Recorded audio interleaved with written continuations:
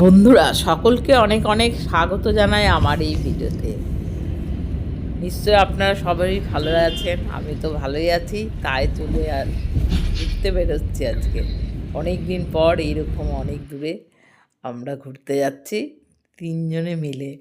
খুব সকাল সকাল উঠে আমরা স্নান টান করে একেবারে 7টা সাড়ে 7টার মধ্যে বেরিয়ে পড়েছি তিনজনে মিলে যাচ্ছি। চলুন আমাদের সাথে থাকুন এই ভিডিওতে। আমরা এখন দুর্গাপুরের পথ দিয়ে চলেছি, আর দুর্গাপুর পেরিয়ে এবার যাচ্ছি ব্যারেজ ব্যারেজ পেরোচ্ছি এবারে। অনেক দিন পর আমরা এই রাস্তায় যাচ্ছি, সচরাচর তো এই রাস্তায় যাওয়া হয় না।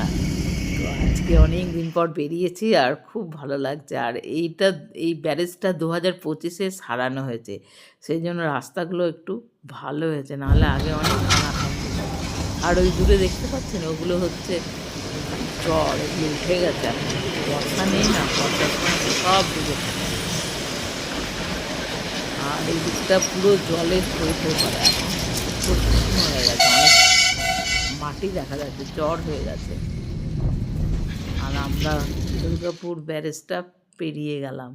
আর এই দেখুন কি সুন্দর সব দেখা যাচ্ছে এখন, কিন্তু বর্ষাকালে এটা একদমই দেখা যায় না। দুর্গাপুর ব্যারেজ পেরিয়ে গেলাম। ব্যারেজ পেরোলেই বাঁকুড়া। এখন আমরা বাঁকুড়ার পথে, আর বাঁকুড়ার পথে দেখুন কত খেজুর গাছ, দেখে যে এত ভালো লাগছে কি বলবো। আর আমি তো পেছন সিটে বসে আছি একা, আমি শুধু বাইরের দৃশ্য উপভোগ করছি আর খুব মজা পাচ্ছি, কারণ আমার তো কোনো টেনশন নেই গাড়ি চালানোর, তো আমি খুব এনজয় করছি। আর এইদিকে আমার চারিপাশে গাছপালায় ভরা, এত গাছপালা দেখে খুব ভালো লাগছে। আর এখনও এখানে প্রচণ্ড ঠান্ডা, সেই জন্য জানলাগুলোও বন্ধ রেখেছি, এত ঠান্ডা কি বলবো। আর এই দেখুন কি গাছপালা, মানে এত জঙ্গল বন পেরোচ্ছে। এখন আমরা বন পেরিয়ে যাচ্ছি, বন পেরোতেও বেশ ভালো লাগছে।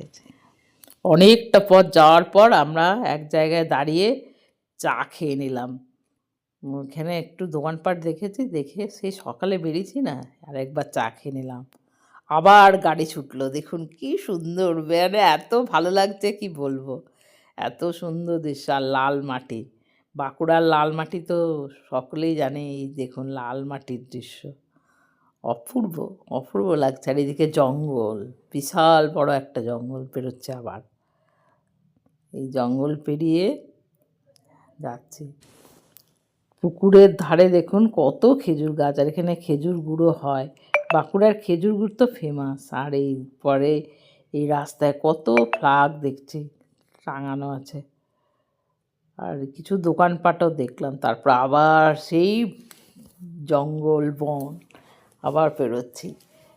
রাস্তার দুধারে যে জঙ্গলগুলো যে এত ভালো লাগছে কি বলবো, দেখুন রাস্তার দুপাশটা অপূর্ব লাগছে, তাই না? আমি তো খুব সুন্দর এনজয় করছি। আর আমার সঙ্গে আপনারাও একটু এনজয় করুন। আপনাদের সঙ্গে এত সুন্দর এই জার্নিটা আপনাদের সঙ্গে শেয়ার না করে পারলাম না, এত ভালো লাগছে কি বলবো। দূরে সর্ষের ক্ষেত, অপূর্ব লাগছে না, হলুদ হয়ে ভরে আছে। আর তারপরে কিছুটা জঙ্গল পেরিয়ে আবার সবুজে সবুজ, এই সবুজগুলো দেখে চোখ একদম জুড়িয়ে যাচ্ছে।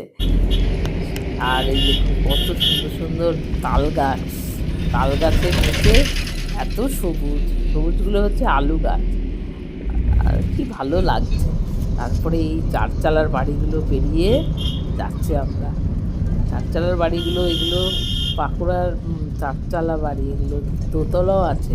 আর দূরে বাচ্চারা খেলা করতে ছুটে যাচ্ছে, মানে গ্রামের দৃশ্য দেখতে দেখতে রাস্তা, গ্রামের লাল রাস্তা, পুকুর পেরিয়ে আমরা চলেছি। এত সুন্দর মানে যে লাগছে কি বলবো, এই চলা যেন মনে হচ্ছে যেন শেষ না হলেই ভালো হয়। খুব সুন্দর জায়গা, রাস্তাটাই পেরোতেই এত ভালো লাগছে, তো কী বলবো। বাড়িগুলো কি সুন্দর, মানে গ্রামের দৃশ্য দেখতে দেখতে গ্রামের পথে দিয়েই আমরা যাচ্ছি গ্রামের বাড়িঘর।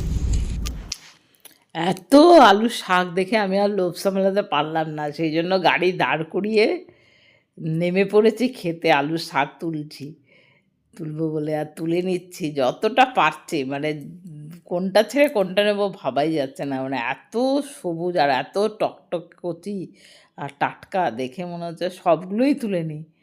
আর তুলছি সেই জন্য সব যতটা পারছি তুলে নিচ্ছি শাকগুলো হাতের কাছে, মানে যতটা পাচ্ছি, কারণ ভেতরে তো যেতে পারবো না অত।